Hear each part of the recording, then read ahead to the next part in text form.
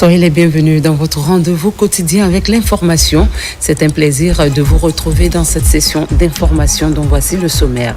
Farana donne voix à la Constitution. La Maison des Jeunes a vibré au rythme du dialogue citoyen. Ministres et populations ont échangé sans filtre sur l'avenir institutionnel du pays. La sécurité au travail, 20 auditeurs certifiés pour prévenir les risques professionnels, un partenariat gagnant entre formation nationale et expertise internationale. L'agriculture nourrit aussi l'élevage. Cadres et acteurs ruraux s'accordent pour transformer les résidus agricoles en opportunités. Mesdames et messieurs, bonsoir et bienvenue dans cette nouvelle édition du journal. Une mission de l'Union africaine a été reçue par le président du Conseil national de la transition, Dr Dansa Kourouma. La rencontre s'inscrit dans le cadre du processus de préparation du référendum constitutionnel prévu le 21 septembre. Suivez le compte-rendu. C'est dans le cadre de l'évaluation des besoins préélectoraux que cette mission de l'Union africaine a été reçue en audience par le président du CNT, Dr Dansa Kourouma. L'entretien a permis un échange fructueux sur les modalités pratiques dans l'acquisition des besoins pour accompagner l'organisation des différentes échéances électorales en Guinée. Cette mission se tient pour venir écouter les différents acteurs et mettre l'expertise de notre organisation à la disposition, n'est-ce pas, des autorités du peuple guinéen pour les accompagner dans leurs efforts, dans tout ce qui se fait. Il faut signaler que des actions très importantes ont été engagées. La mise en place, n'est-ce pas, d'une constituante et ont permis l'élaboration du projet de constitution qui va être soumis au peuple par voie de référendum d'ici le mois de septembre. Alors, il est nécessaire de noter que c'est un pas très important dans la vie d'une nation. Et c'est le passage obligé pour permettre au pays de réunir tous ses fils autour d'un projet commun. En réponse à cette démarche de l'Union africaine, Dr Dansa Kourouma s'est félicité de cet engagement de l'instance africaine. Nous sommes mis à la disposition de la mission dans le cadre du respect de nos engagements vis-à-vis de l'Union africaine, mais aussi les exprimer la volonté des plus hautes autorités du pays, notamment du président de la République, à conduire ce processus de transition dans le respect de la volonté des populations guinéennes, mais aussi en tenant compte des engagements de la Guinée dans le concert des nations et de la communauté internationale. Mais aussi nous avons expliqué les actions qui sont en cours, celles qui sont achevées et celles qui sont en projet pour toujours consolider et renforcer le processus de retour à l'ordre constitutionnel. La mission de l'UA va poursuivre ses rencontres d'évaluation avec d'autres acteurs de la vie nationale. C'est là pour une meilleure prise en compte des préoccupations liées à l'organisation très prochaine des différentes échéances électorales. Et puis le ministre de l'Information et de la Communication en mission de vulgarisation du projet de nouvelle constitution mobilise les médias. Le ministre Fana Souma fait de l'implication des médias un aspect majeur dans la réussite de cette vulgarisation. En marge des grandes rencontres avec ses homologues, il met l'occasion au profit pour entretenir les journalistes, leur expliquer le contenu du document et définir ensemble des stratégies pour garantir la compréhension des articles par la population. Tcherno Ousmane Diallo. En tournée dans la région de Kankan, dans le cadre de la vulgarisation du projet de nouvelle constitution, le ministre de l'Information et de la Communication a fait le tour de quelques stations de radio et télévision publiques et privées. Partout, le ministre Fana Souma a partagé des copies du projet de nouvelle constitution tout en exhortant les journalistes à s'impliquer dans sa vulgarisation. Dans les radios rurales de Kouroussa, Kankan et Sigiri, mais également avec les radios et télévisions privées à Kankan. Depuis qu'on a reçu l'instruction au niveau de la direction générale de la radio de Guinée, en passant par Madame la chef de station, on s'est mis à la tasse. Parce que nous-mêmes, nous avons parcouru le contenu. On a trouvé que franchement, c'est très intéressant. La vulgarisation de la nouvelle constitution est un devoir de tous les Guinéens qui nous interpelle tous. Et en ce qui concerne nous, les médias de proximité, surtout la radio rurale, et nous vous promettons qu'il est notre devoir de porter ce message. La mobilisation effective des médias dans la vulgarisation du projet de nouvelle constitution fait partie des éléments clés de la stratégie mise en place au ministère de l'Information et de la Communication pour assurer une large communication. Nous sommes vraiment déterminés à vulgariser ce projet de la nouvelle constitution du pays, parce que nous sommes là à traduire tout ce qui est en français et traduire ça en langue nationale. J'avais déjà commencé à aller dans les radios pour participer à des émissions interactives, à participer à des émissions dans le cadre de la vulgarisation.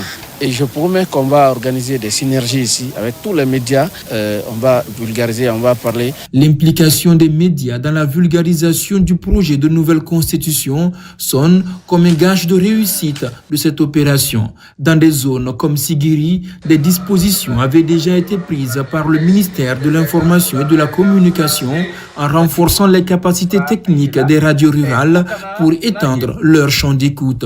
Sur instruction du Premier ministre du gouvernement, nous sommes en tournée de vulgarisation du projet de nouvelle constitution.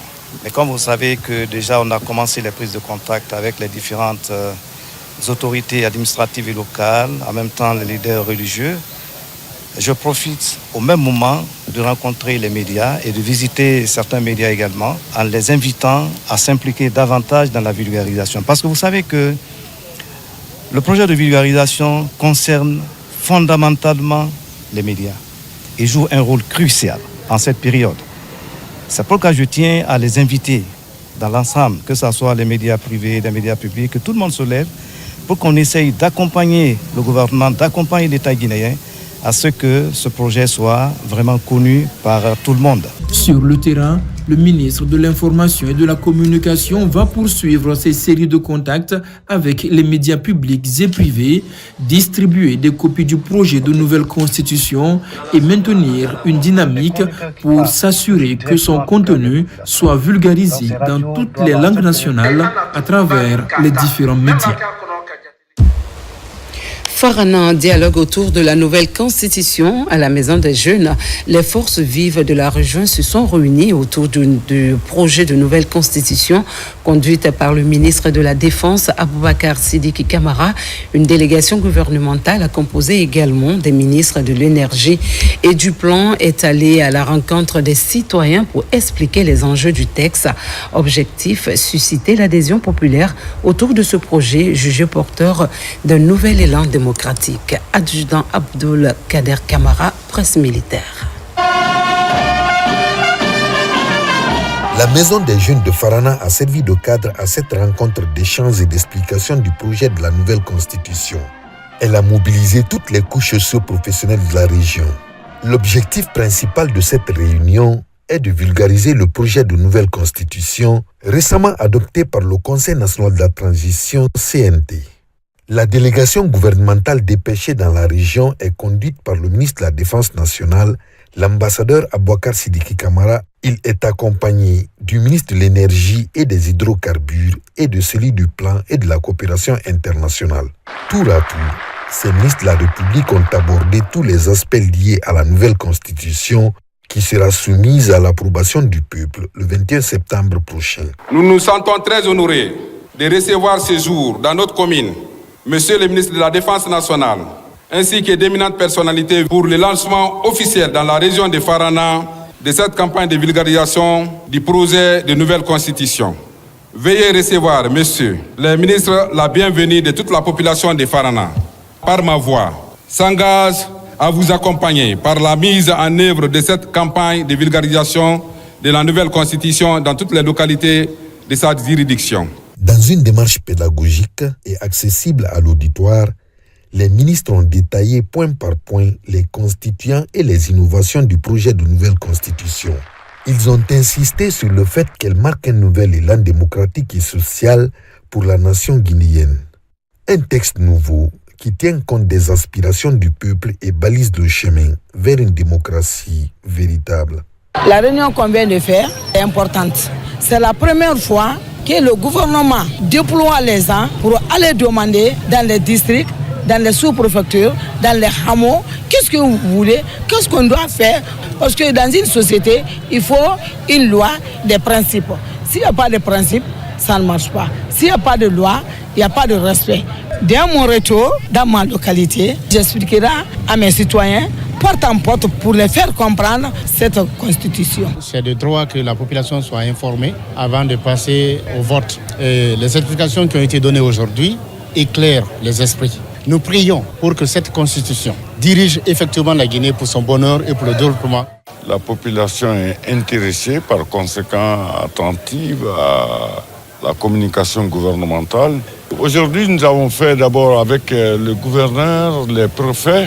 Et la deuxième phase, c'est le gouverneur, les préfets, les sous-préfets adjoints, les élus locaux vont aller diffuser au niveau de leur population cible. Il ne faut pas confondre cette partie de communication, d'éducation au niveau des élus locaux, de l'administration déconcentrée, au niveau des collectivités décentralisées, avec une campagne pour le référendum. Il est question de vulgariser la Constitution. Après le chef-lieu de la région administrative de Farana, la vulgarisation se poursuit dans les 3 autres préfectures, Késidougou, Dabola et Dinguiraye. L'ambition est de permettre à chaque citoyen de s'approprier du contenu de cette nouvelle constitution qui guidera les pas de la République de Guinée dans sa démarche continue vers l'émergence et l'état de droit. Conakry, les communes mobilisées pour la sensibilisation de proximité. Le gouvernorat a instruit toutes les communes à organiser des séances de sensibilisation dans les quartiers. Objectif, permettre aux populations à la base de mieux comprendre le contenu du projet de constitution. Une dynamique d'engagement citoyen est désormais enclenchée. Le point avec Moussa Bangora. Dans la région de Conakry, la campagne est lancée pour la vulgarisation du projet de nouvelle constitution, piloté par le gouvernorat. La mission principale est de faire comprendre aux citoyens le contenu de ce document d'utilité publique. Que ce soit moi ou beaucoup d'autres Guinéens, la mission de chacun, c'est quoi? C'est d'expliquer aux populations locales, parce que tout le monde n'est pas lettré, c'est-à-dire chacun dans la langue qu'il comprend doit essayer de faire le retour. Pourquoi? Parce qu'il faudrait que les citoyens savent pourquoi ils votent pour cette nouvelle constitution. Certains pensent que voter, c'est pour voter pour le président de la République, et cela, c'est non. Nous votons, c'est pour mettre aujourd'hui en œuvre une nouvelle constitution qui va définir ici les directions de la République de Guinée. Pour une meilleure compréhension dans les quartiers, les différentes mairies sont mises à contribution. Dans cet exercice, des engagements sont pris à tous les niveaux. Nous nous retrouvons parfaitement dans le contenu de cette nouvelle constitution et nous avons le devoir d'aller le vulgariser, d'aller rassurer nos citoyens à la base que désormais ils ne sont pas oubliés.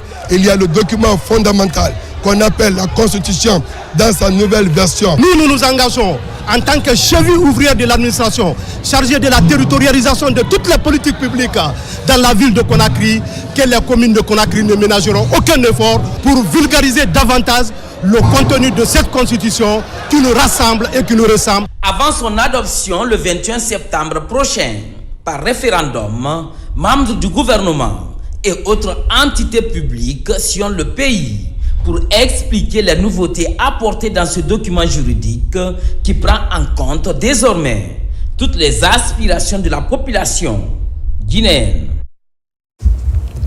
Bokeh, la Guinée a abrité la 18e édition de la Jeune Chambre internationale, une organisation qui rassemble les jeunes leaders engagés pour un changement positif.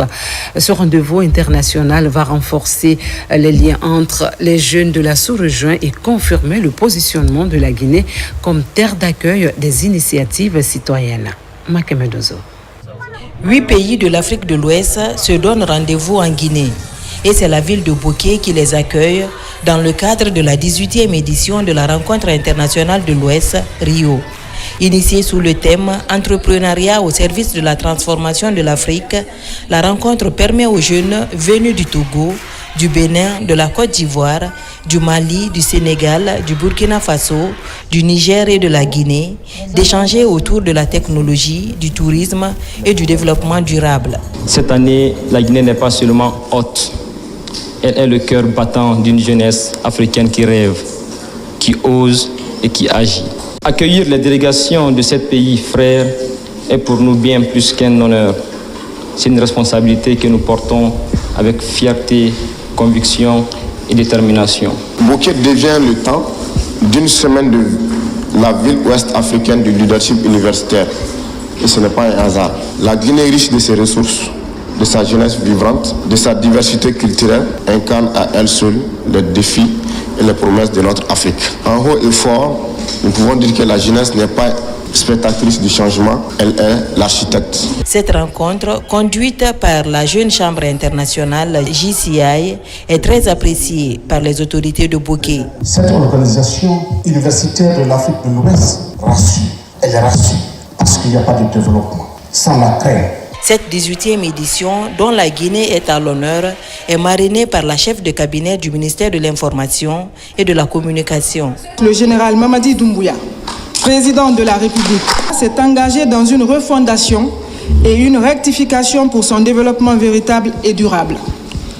Les jeunes bien formés, éduqués, attachés à leur patrie, ont un rôle majeur à jouer dans cette marche. Les thèmes sur la technologie que vous proposez de traiter cette semaine, à mon sens, répondent à cette attente. Nous pensons que la technologie permettra de valoriser le potentiel en matière d'innovation de notre jeunesse. Je ne saurais terminer mes propos sans rendre hommage mérité à son Excellence le général Mamadi Doumbouya, président de la République, pour toutes les conditions et les opportunités qu'il offre aux jeunes pour leur épanouissement et leur participation effective au développement de la Guinée. La Jeune Chambre internationale ne cache pas sa satisfaction pour l'accueil et la réussite de l'organisation.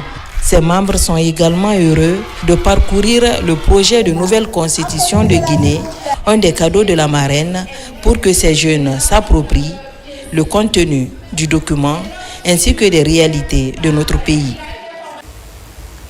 Autre sujet d'actualité, protection des enfants migrants. L'OIM outille les acteurs judiciaires. L'Organisation internationale pour les migrants en Guinée, en collaboration avec le ministère de la promotion féminine, a organisé un atelier de 3 jours à Conakry. L'objectif, renforcer les capacités des enfants migrants et la prise en charge des victimes de traite. Une initiative qui s'inscrit dans le cadre du projet ProKid. Ali Badra Kondé, reportage. C'est un atelier de 3 jours initié par l'Organisation internationale pour les migrations OIM Guinée en partenariat avec le ministère de la promotion féminine. Il vise à renforcer les capacités des acteurs de la chaîne judiciaire sur les droits des enfants migrants et la prise en charge des victimes de traite à travers le projet ProKids. Vous êtes un acteur clé de la protection de l'enfance, migrants, des victimes de traite, magistrats, les forces de sécurité, les services sociaux, l'organisation de la société civile, les représentants du ministère. Votre présence témoigne de votre engagement et aussi votre contribution à cet atelier qui sera essentiel pour renforcer les mécanismes nationaux. Ce projet, financé à la hauteur de 3 millions d'euros par la coopération italienne, est mis en œuvre par l'OIM et le Haut Commissariat, est né d'une volonté politique et d'un constant partagé, la nécessité urgente de mieux protéger les mineurs et les familles en situation de mobilité, de prévenir la migration irrégulière et d'offrir des alternatives viables et durables. Le projet ProKids ambitionne d'améliorer l'insertion socio-économique et le bien-être des enfants en mobilité. Cela grâce à un appui aux familles et à une meilleure coordination des acteurs. Aujourd'hui, de milliers d'enfants en Guinée et dans la sous-région vivent des situations de mobilité complexes. Ces enfants, parfois non accompagnés, sont exposés à des risques accrus de traite, d'exploitation, de violence et de discrimination.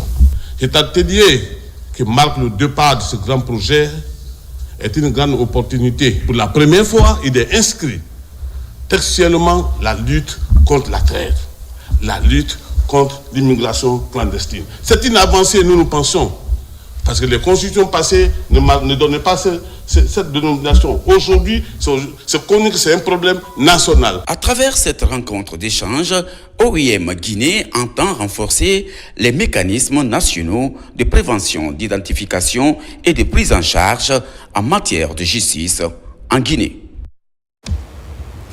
Prévention des risques. La Guinée renforce son dispositif de sécurité au travail grâce à un partenariat entre l'Institut national de formation et le cabinet HSEC. 20 auditeurs ont reçu une certification internationale. Ils sont désormais superviseurs en santé et sécurité au travail, un atout pour promouvoir un environnement professionnel et plus performant. Suivez ce reportage. C'est un pari plutôt réussi pour l'administration publique. Après la mise en place des points focaux en santé et sécurité dans les services publics, une nouvelle étape vient d'être franchie. À l'issue de 3 mois de formation intensive, 20 auditeurs ont obtenu le certificat international de superviseur. Cette réussite est le fruit d'une collaboration entre le cabinet HASEC, l'Institut national de formation et de perfectionnement, et le cabinet OSHA, basé en Angleterre. Ils ont été formés en santé et sécurité au travail, en premier secours, gestes élémentaires de survie, la sécurité incendie, la gestion des produits chimiques, y compris l'environnement et la biodiversité, et la gestion des relations avec les communautés. Donc, en partenariat avec OSHA Londres, nous avons quand même pu montrer notre curriculum de formation et les fiches d'évaluation. À travers cela, ça a été validé. C'est bien de former les administrateurs parce que vous avez vu avec la recrudescence des incendies dans les années passées, la culture de santé et sécurité au sein de l'administration est un phénomène primordial. Donc, la collaboration entre l'INP et ASEC s'inscrit dans ce cadre. Dans le domaine de la prévention des accidents du travail et des maladies professionnelles, le rôle de superviseur dans l'administration équivaut à celui d'un conseiller de direction dans le secteur privé. Cette avancée vise à instaurer un environnement de travail sain, sûr et propice à la performance. J'ai toujours aimé d'intégrer tout ce qui est aujourd'hui la prise en compte de la santé, la sécurité, surtout la protection de l'environnement dans tous les grands projets de développement dans notre pays. Donc, à l'issue de ça, dès que j'ai vu ou bien j'ai entendu cette formation, j'ai immédiatement postulé. Que ces acteurs aujourd'hui puissent être des ambassadeurs pour veiller à la sécurité et santé au travail dans leurs services respectifs, mais aussi servir de veille pour qu'ensemble nous puissions améliorer les conditions de travail afin d'offrir des milieux de travail sûrs, sains et salubres. Aujourd'hui, le partenariat entre l'Institut national de formation et de perfectionnement du ministère du Travail et de la fonction publique et le cabinet HASEC porte ses fruits. Pour faciliter le déploiement de ce programme de formation validé par les deux parties, des formateurs du cabinet HASEC ont eux-mêmes été certifiés à l'international. Le comité de pilotage du projet agricole Guinée-Italie s'est réuni pour affiner les axes de cette coopération bilatérale en faveur du développement rural. Au cœur des priorités, l'accompagnement des personnes vulnérables à travers la promotion du maraîchage. Un plan d'action et un budget annuel ont déjà été définis pour garantir la mise en œuvre effective des activités prévues. Marwan Kamara pour les détails. Au ministère de l'Agriculture et de l'Élevage, le projet agricole Guinée-Italie Paguita tient son 2e comité de pilotage. L'enjeu est de proposer un plan d'action annuel pour contribuer à la sécurité alimentaire et nutritionnelle des régions de Conakry et Kankan. Le projet vise à améliorer la résilience des familles vulnérables à travers 4 composantes. Le projet a essentiellement 4 composantes, à savoir le renforcement des sites maraîchers et leur mise en valeur. Il y a aussi la promotion d'ISAR et de l'auto-emploi des groupes vulnérables, à savoir les femmes, les jeunes et les personnes vivant avec handicap. Ce projet est financé par l'Agence italienne pour la coopération et le gouvernement. Il s'agit d'un partenariat bilatéral axé sur le développement agricole et économique de la Guinée. Une synergie visant à soutenir la relance du secteur horticole dans les zones ciblées, en particulier pour les personnes à mobilité réduite. C'est un projet qui prévoit 5 millions d'euros, avec une participation financière aussi du gouvernement guinéen, et qui a des objectifs très précis, une durée de 3 ans. Et donc on démarre aujourd'hui et on suivra avec une forte attention l'implémentation. Ce projet, il me paraît, de le rappeler, est né de la volonté du gouvernement guinéen à travers le ministère de l'Agriculture et de l'Élevage pour contribuer de manière significative au développement de l'un des chaînons manquants du secteur agropastoral de notre pays. En l'occurrence, ici, le volet horticole de notre secteur agricole à travers la valorisation de nos sites maraîchers. À l'issue de ces travaux de comité de pilotage, le projet Pagita compte définir le budget annuel pour 2025-2026 afin de réaliser les activités planifiées. À Kindia, cadres préfectoraux et acteurs du monde rural se sont réunis pour 3 jours d'échange. Au menu de la rencontre, sensibilisée sur la valorisation des résidus agricoles pour l'alimentation du bétail. Cette rencontre met en lumière l'interdépendance entre agriculteurs et éleveurs dans une logique de coopération et de durabilité. Falilou Diallo et Fana Labaya Kamara étaient sur place. La rencontre revêt toute son importance dans l'interdépendance entre agriculteurs et éleveurs. Ce conflit récurrent pourrait trouver son épilogue dans cette campagne de sensibilisation et d'information des éleveurs sur la valorisation des résidus agricoles en ligne de mire alimenter les bétails. Ce conflit entre agriculteurs et éleveurs émane exactement du manque d'alimentation. Nos éleveurs ont l'habitude de pratiquer l'élevage traditionnel extensif. Nous recherchons comme résultat que les éleveurs migrent vers la modernisation de l'élevage. Non seulement à apprendre à la stabilisation, c'est-à-dire mettre les animaux dans les enclos, avoir un espace où cultiver le fourrage, avoir les résidus agricoles et industriels pour les transformer en aliments nutritifs pour les animaux et à produire beaucoup plus de lait et de viande. À Kindia, cet exercice trouve un écho favorable. Les acteurs locaux venus des différentes préfectures de la région apprennent les techniques pouvant améliorer une interdépendance entre les deux secteurs clés. Il s'agit de créer l'interdépendance, de complémentarité entre les deux secteurs, les agriculteurs et les éleveurs, de faire en sorte que les résidus agricoles servent de nourriture au bétail.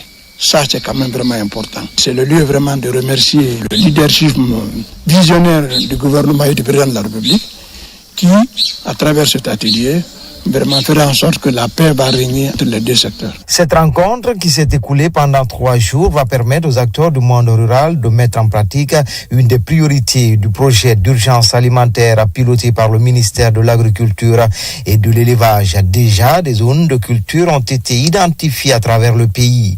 Au total, près de 173 champs ont été répertoriés pour la mise en pratique de cette activité.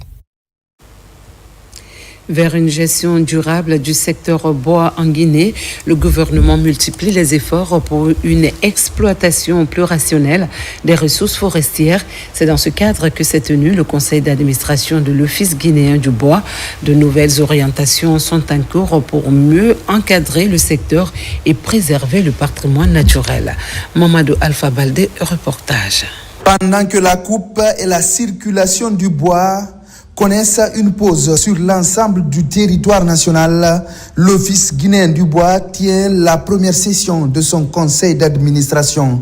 Ici, il est question d'examiner la mise en application du plan d'action de l'OGIB, les manquements et les tâches qui restent à accomplir. L'utilisation de nos outils de gestion et de suivi, renforcement des dispositions de suivi et contrôle du secteur bois, l'amélioration de la transparence des délivrances des documents réglementaires, valorisation des recettes propres de l'OGIB, renforcement des capacités techniques, logistiques et humaines de l'Office et surtout une collaboration renforcée avec les acteurs de terrain. C'est une occasion de revisiter et de voir ce qui a été fait et ce qui n'a pas pu être fait et pourquoi.